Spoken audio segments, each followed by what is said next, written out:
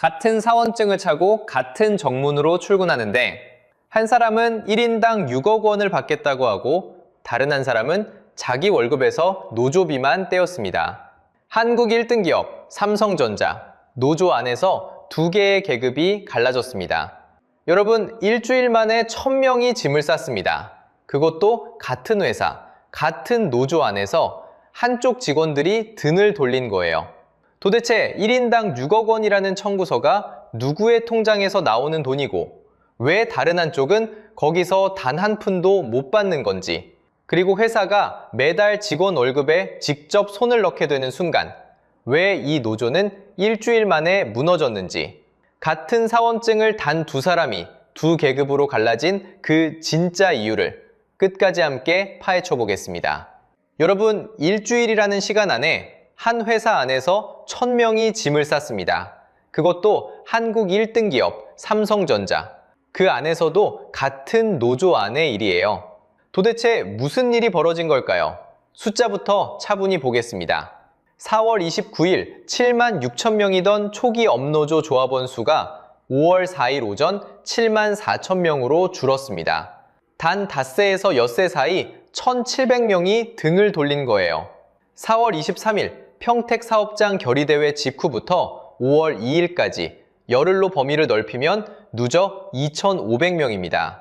일평균 100명도 안 되던 탈퇴 신청서가 4월 28일에 500명, 4월 29일에는 하루 1000명을 돌파했거든요. 여기서 진짜 시선이 멈추는 지점은 그 다음입니다. 2,500명 가운데 DX 부문, 그러니까 가전과 스마트폰과 TV 만드는 직원들이 일주일 만에 1000명 넘게 빠졌어요.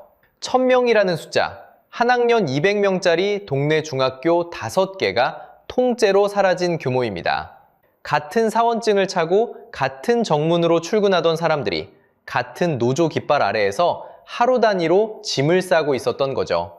같은 회사인데 부서가 좀 다른 거 아니냐, 그렇게 넘기실 분도 계실 겁니다. 그런데 정작 노조 자체가 이미 둘로 갈라지고 있었어요.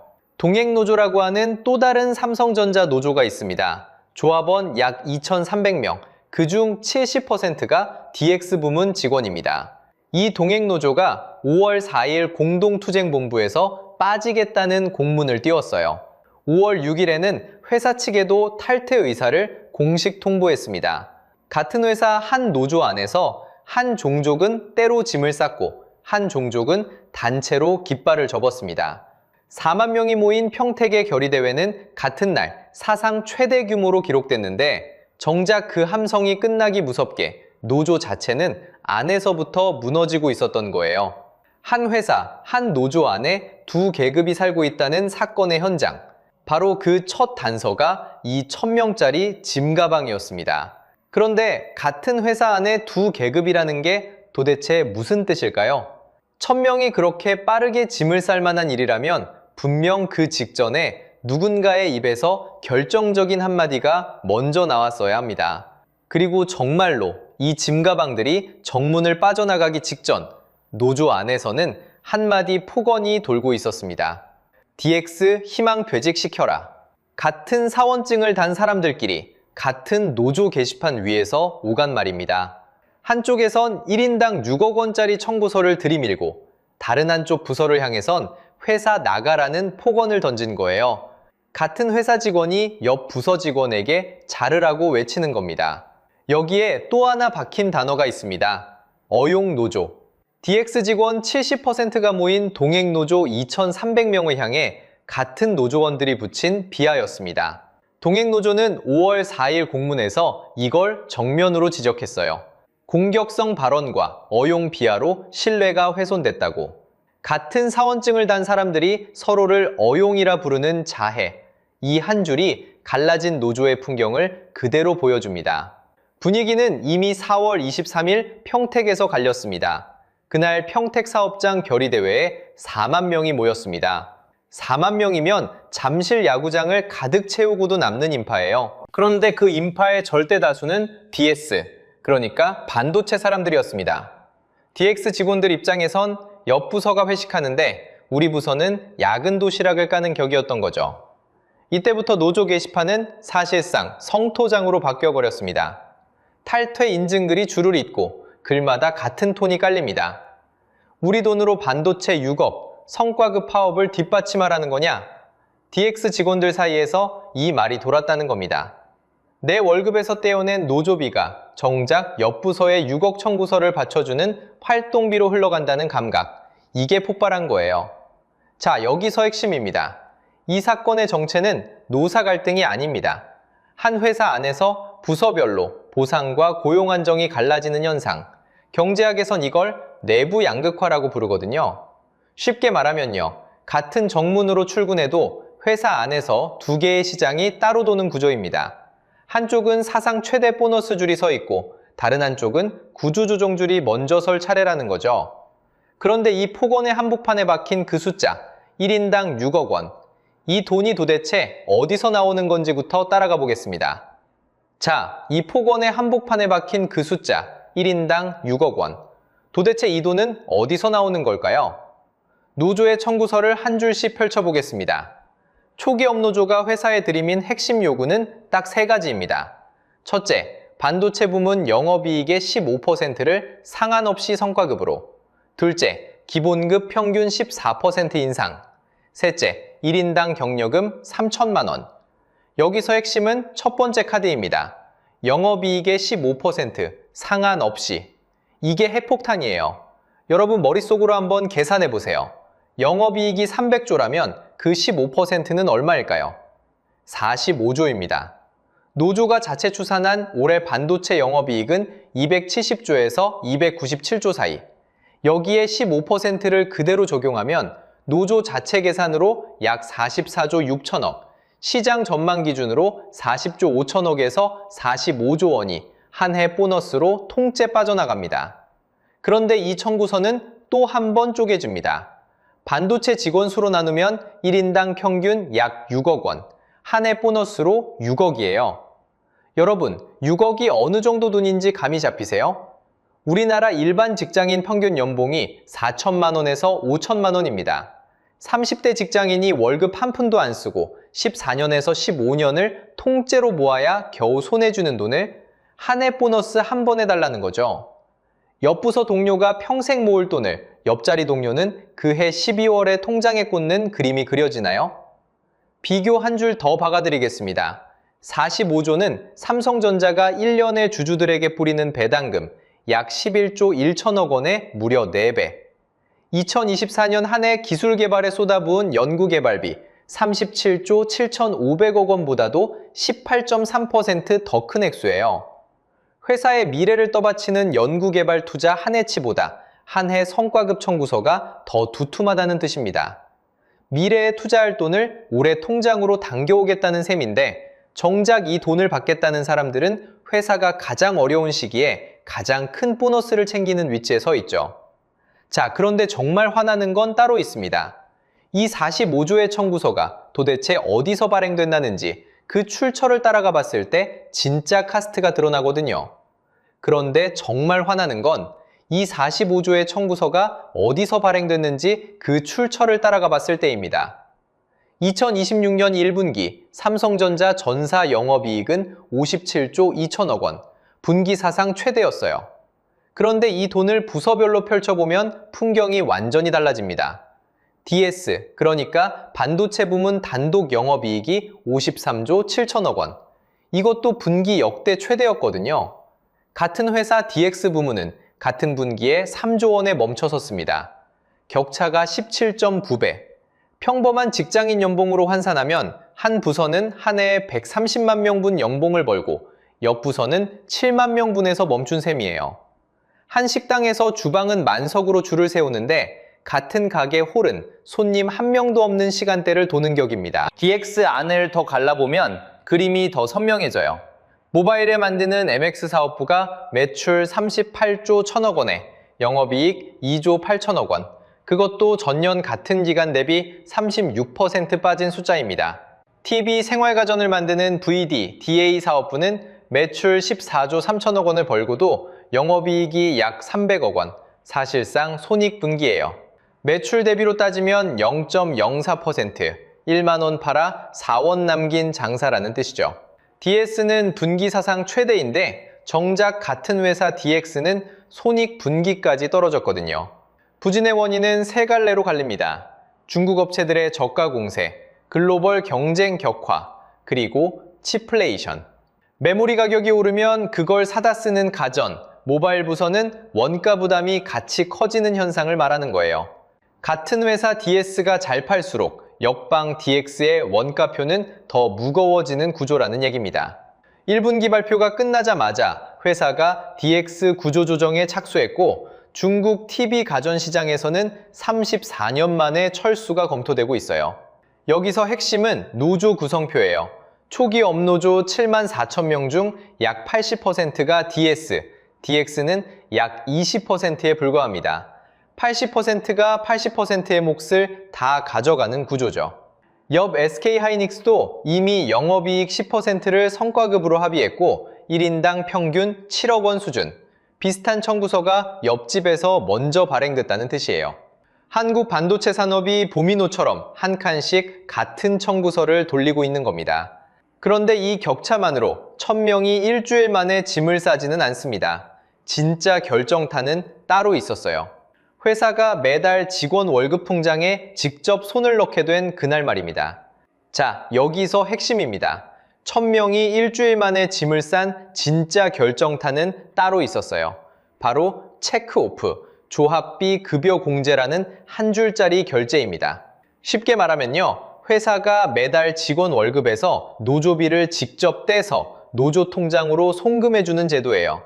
회사가 내 월급 통장에 직접 손을 넣게 된 날, 그날부터 게임은 완전히 달라졌습니다.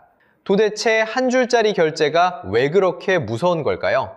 그 결제가 풀리는 순간 회사는 누가 노조원인지 명단을 합법적으로 갖게 됩니다. 매달 빠져나가는 노조비의 출처가 곧 신분증이 되는 거죠. 노조원 명단이 사측 인사 파일에 자동 저장되는 셈이거든요.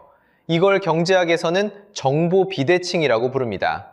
회사와 직원 사이의 정보 격차가 협상력의 격차로 직결되는 경제 원리예요. 명단을 가진 쪽이 게임을 지배합니다. 상식적으로 생각하면 평소라면 행정 절차로 넘어갈 수도 있는 한 줄일지도 몰라요. 그런데 지금 DX는 비상경영의 구조조정까지 진행 중입니다. 1분기 영업이익이 약 3조, 전년 동기 대비 36% 빠진 상태예요. 1분기 실적 발표 직후 중국 TV 가전 시장에서 34년 만에 철수까지 검토한다는 보도까지 나왔거든요. 평범한 가장 입장에서 한 세대를 버텨온 시장 하나가 통째로 닫힌다는 얘기입니다. 그 와중에 신분이 노출된다는 건 곧 다음 인력 조정 명단에 1순위로 옮겨진다는 뜻이에요. 내가 내일도 이 회사 다닐 수 있을까? 그 한 줄 결제 앞에서 직원들이 던진 질문은 그것 하나였습니다. 그런데 같은 시기에 노조는 또 한 장의 청구서를 직원 통장에 꽂았어요. 5월 쟁의 기간 조합비를 1만 원에서 5만 원으로 5배 인상한 겁니다. 일반 직장인 한 달 점심값 정도가 통째로 빠져나간다는 얘기죠. 파업 스태프 1인당 활동비는 300만 원, 평범한 가장의 한 달 월급에 가까운 돈이 책정됐고요. 그런데 정말 화나는 건 따로 있어요.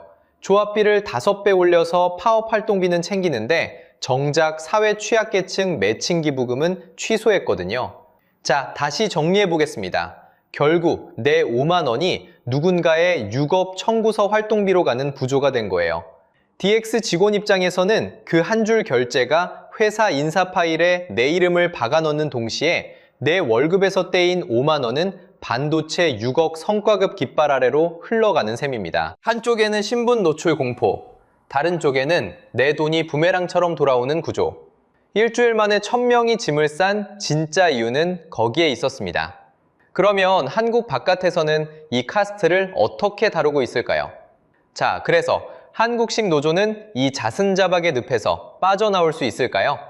잠깐 카메라를 일본과 미국으로 돌려보겠습니다. 일본 도요타 소니는 한 회사가 한 식탁에 앉아 묶음으로 협상합니다. 반도체 사업부가 잘 나가고 가전 사업부가 흔들려도 한 식탁 안에서 격차를 흡수해버리는 구조예요. 그런데 미국은 정반대입니다. 전미노동관계위원회 NLRB가 사업장 단위 단순 다수결로 노조를 인증하거든요. 그래서 사업부별로 노조가 깔끔하게 분리되는 것도 가능합니다. 그러면 한국은요, 어디에도 속하지 못한 채 같은 회사 안에서 두 식탁이 서로 어용이라 부르는 거예요. 도요타 노조는 한 식탁에서 묶음 협상을 하는데 정작 한국은 같은 회사 안에서 식탁이 두 개로 갈라진 거죠. 숫자로 보면요, 2024년 기준 한국 전체 노조 조직률이 13.0%, 조합원은 277만 7천 명입니다. 한국 일하는 사람 100명 중 13명만 노조 우산 안에 들어와 있다는 뜻이에요. 그런데 이걸 회사 규모로 쪼개보면 진짜 그림이 나옵니다. 300인 이상 대기업은 35.1%, 30인 미만 사업장은 0.1%. 같은 나라 안에서 노조보호 격차가 무려 350배입니다. 한국식 노조보호 우산은 점점 작아지고 있어요. 9년 전 62.9%에서 35.1%로 대기업 조직률조차 거의 반토막 났습니다. 임금 인상률도 같이 갈라집니다. 2025년 상반기 300인 이상은 5.7% 올라가고 300인 미만은 2.7%에 그쳤습니다. 큰 회사 안에 있어야만 노조도 인상률도 줄 수 있는 구조인 거예요. 이걸 경제학에서는 양극화, 바벨 마켓이라고 부릅니다. 쉽게 말하면요, 노조라는 보호장치 자체가 대기업, 정규직, 고소득 일부에만 몰려있는 시장 구조라는 뜻이에요. 그러니 같은 삼성 사원쯤을 단 두 사람이 한쪽은 6억 식탁에, 한쪽은 0원 식탁에 앉아 서로를 어용이라 부르는 이 풍경은 갑자기 피어나온 자승자박이 아니라 이 양극화 우산 아래에서 이미 예고된 갈등이었던 셈입니다. 자, 이제 이 자승자박의 청구서가 결국 누구의 통장으로 도착하는지 그 마지막 경로를 따라가 보겠습니다. 자, 이제 카메라를 노조 게시판에서 여러분의 국민연금 통장으로 돌려보겠습니다. 시티그룹 애널리스트 피터 리는 5월 초 삼성전자 목표 주가를 32만 원에서 30만 원으로 6.3% 깎았습니다. 동시에 2026년 영업이익 전망을 10% 내렸고 2027년은 11% 더 깎았어요. 30만 원이라는 숫자가 가벼워 보일 수 있는데 쉽게 말하면요, 이건 여러분의 국민연금이 매년 1조 원씩 사모으는 그 종목의 목표가가 통째로 깎였다는 뜻입니다. 노조의 청구서가 노조 게시판이 아니라 여러분 노후 통장 위에 먼저 도착한 거예요. 여기서 핵심은 이 청구서가 한 회사로 끝나지 않는다는 겁니다. 18일 총파업이 강행되면 노조 자체 추산으로 손실이 20조에서 30조 원, 글로벌 메모리 공급은 최대 4% 줄어듭니다. 평범한 30대 직장인 1만 5천 명이 평생 벌 돈을 다 합쳐야 겨우 2조 원인데 그만한 돈이 일주일 만에 증발한다는 거죠. 회사는 가만히 있지 않았어요. 위법 쟁의 행위 금지 가처분 신청이 수원지법에 들어갔고 5월 13일에서 20일 사이 법원 결정이 나옵니다. 협상장이 아니라 법정에서 임금 테이블이 정의되는 시대가 열린 거예요. 도대체 다음 도미노는 어디일까요? 옆집 SK하이닉스는 이미 영업이익 10%를 성과급으로 합의해 1인당 약 7억 원을 풀었고 삼성이 15%로 받겠다는 청구서를 들이밀었어요. 그 옆 현대차 노조는 작년 순이익의 30%, 약 3조 원을 요구했고 LGU 플러스 노조도 영업이익 30%를 성과급 재원으로 올렸습니다. 한 산업의 협상 결과가 다음 산업의 협상력을 끌어올리는 이 연쇄, 경제학에서 말하는 도미노 효과이자 전환 비용이에요. 도미노가 줄지어 쓰러지는데 그 끝에는 누가 서 있을까요? 다음 도미노는 자동차 한 대 살 때 여러분이 내는 가격에 청구되고 그 다음 도미노는 매달 통신요금 청구서에 인쇄돼 도착합니다. 게다가 2026년 3월 10일 시행된 노란봉투법 직후 원청 약 400곳이 하청노조의 직접 교섭 요구를 받았습니다. 협상 테이블이 한 회사 안이 아니라 산업 전체로 뻗어나간 거예요. 한쪽에선 DX 직원들이 별도 신규 노조 설립 움직임을 만들고 있는데 회사는 직원 명단을 갖고 협상장에 앉을 채비를 하는데 정작 직원들은 그 명단에서 빠져나갈 새 깃발을 따로 세우는 겁니다. 변화의 조짐이자 다음 청구서의 발신 주소가 동시에 달리고 있는 셈이죠. 결국 이 모든 자승자박의 청구서는 어디로 도착할까요? 마지막 카드를 정리해 보겠습니다. 자, 이제 마지막 카드를 펼쳐보겠습니다. 5월 13일에서 20일 사이 수원지법은 삼성이는 위법 쟁의행위 금지 가처분의 결정을 내놓습니다.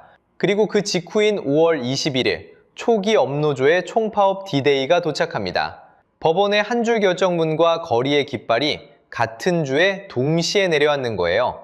여기서 가처분이 그대로 통과되면 옆집 SK하이닉스 영업이익 10%, 그 옆 현대차 순이익 30%, 통신사 30%로 이어지는 도미노가 그대로 굴러갑니다. 게다가 노란동투법은 이미 2026년 3월 10일에 시행됐고 시행 직후 하청노조의 직접 교섭 요구를 받은 원청만 약 400곳입니다. 회사 약 400곳이라면 광역시 한 곳에 모든 큰 회사 정문이 동시에 협상 테이블에 끌려 나오는 규모예요. 이 법까지 합쳐지면 한국형 사내 카스트는 더 굳어집니다. 그리고 두 계급으로 갈라진 진짜 이유는 격차가 아니라 체크오프라는 한 줄 결제가 노조원의 정체를 회사 인사 파일에 통째로 옮겼기 때문이었습니다. 그래서 어떻게 풀어야 하느냐? 길은 세 갈래입니다. 첫째, 사업부별 성과 연동을 회사 단위 묶음 협상으로 흡수하는 일본형 모델. 한 식탁에 한 회사가 통째로 앉는 방식이거든요. 둘째, 사업장 단위 노조 인증을 명확히 하는 미국형 모델.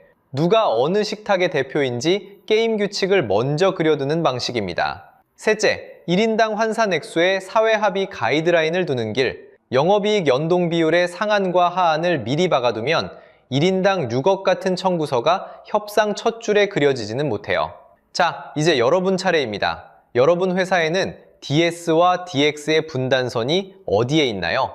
댓글로 알려주세요. 다음 영상에서는 같은 흐름의 다음 도미노, 순이익 30%, 약 3조 원짜리 청구서를 꺼내든 현대차 노조의 회계장부를 한 줄까지 따라가 봅니다. 약 3조 원이면 평범한 직장인 약 2,000명의 평생 연봉이 한 해 보너스로 묶이는 규모예요. 오늘 영상이 유익하고 재밌으셨다면 좋아요와 구독을 부탁드리겠습니다. 시청해주셔서 진심으로 감사합니다.